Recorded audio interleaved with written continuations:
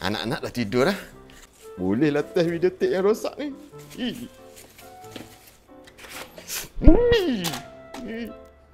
Tak sabar ni.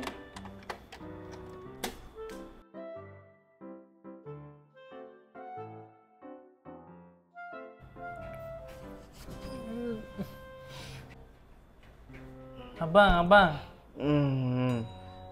Jom teman adik pergi kencing. Adik tak tahan lah. Alah, adik pergilah kejut ayah. Ayah?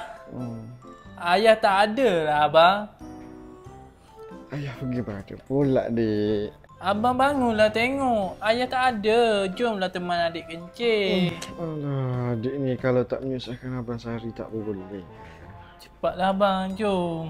Tandas kat luar adik takut lah. Alah, adik.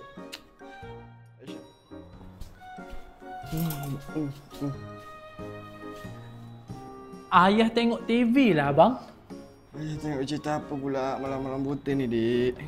Adik tak tahu. Jom kita pergi dekat ayah.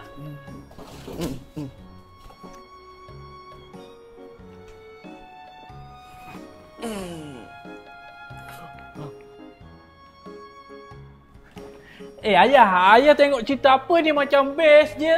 Ni ayah test tape yang rosak tadi. Oh, dah okey lah tape tadi. Dah okey dah.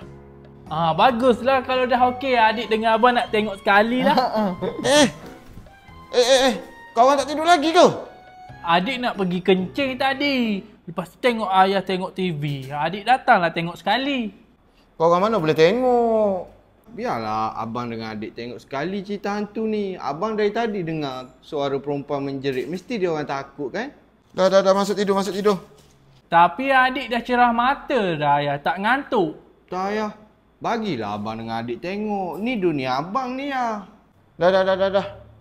Masuk tidur. Kau tak boleh tengok jom. Alah, ayah ni. Apalah bangun balik. Kupit lah.